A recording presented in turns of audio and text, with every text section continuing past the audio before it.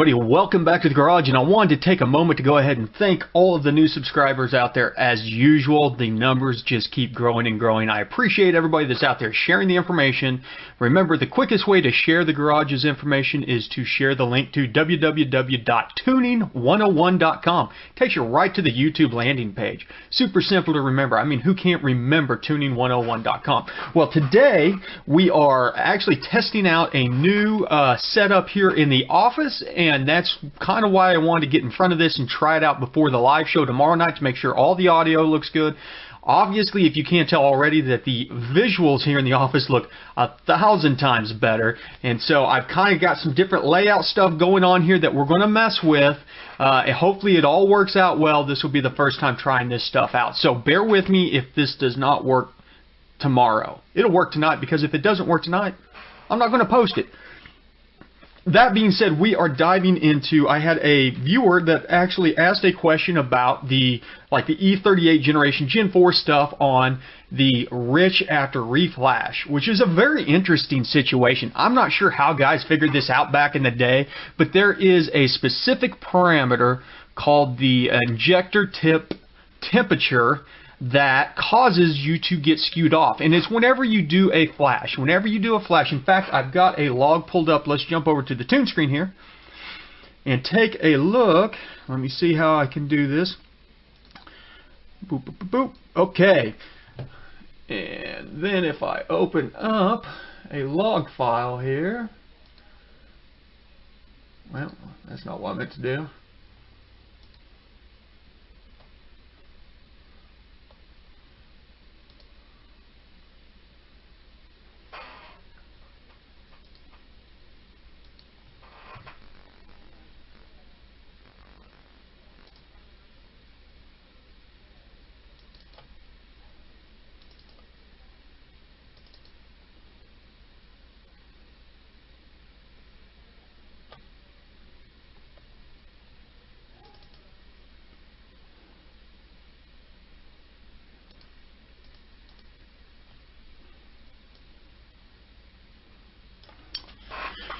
Okay, now that we're over the tune screen, I got it opened up here, and you notice right here we got injector tip temperature. And if you notice, it is very close to engine coolant temp. Whenever this injector temperature is actually one of the calculated temperatures that are on here. Some of the other ones are like valve temp and stuff like that. There is no sensor that is reading the injector tip sensor. Like, there is no sensor to read that temperature. That is calculated based off some known parameters. Well, HP tuners in particular, whenever it writes a flash, these portions of the memory that is writing on the ECM overwrites what was previously in injector tip temperature. And so whenever the ECM first fires up, it says, hey, I don't have a volume or a temperature in here. I'm going to jump out. I'm going to grab the first one I find, which is the ECT.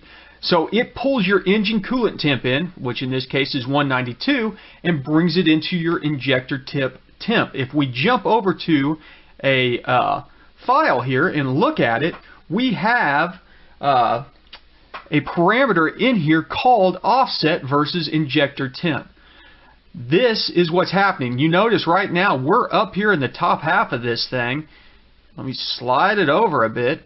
And if we were to look back down at our, we're at 194. So to give you an idea, 194 means that it is skewing our idle at a 0.283, percent.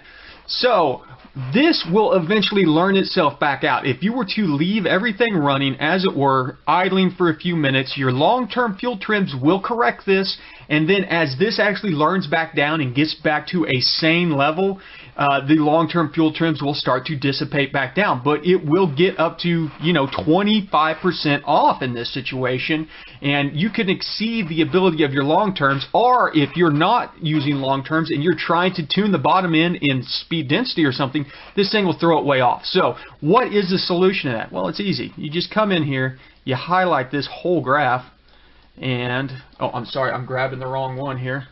As I said, this is learning. Highlight this whole graph, and we're just going to make it equal to 0. Then, whenever you go back in next time and flash this in, this is not going to skew off your data on the bottom end. Pretty straightforward, simple stuff. And as I said, people way smarter than me out there in the HP Tuner forums figured this out, sent the data over to the guys at HP Tuner, said, hey, we think this is the correlation. Can you give us access to this table? And sure enough, they were to find out that this is what happens whenever you get that rich after a reflash situation. So keep that in mind. My guess is you're probably fine leaving this thing zeroed out, but if you get done tuning and you want to, go back and you can set this thing back to stock. It is there for a reason, but I will tell you, in the 5th gens, most of the 5th gens I've seen, it no longer exists on there. So just keep that in mind. So that's basically it. That's what we're looking for in this situation. Hopefully this is another video, short and sweet, in the quick tuning tips that you found useful. If you have any suggestions, much like the guy that brought this forward, make sure and hit up the description down below. If you've not already subscribed, hit that subscribe button. Throw a thumbs up there if you found this video useful. If you have any suggestions on the way the streaming platform worked this time, let me know. This is actually, I'm recording using the streaming platform, so we'll see how well it works in an actual streaming environment come tomorrow. That means if you can, show up tomorrow 8 Eastern for Intune, the live show. But for now, ABT, always be tuning, and thanks for stopping by the garage.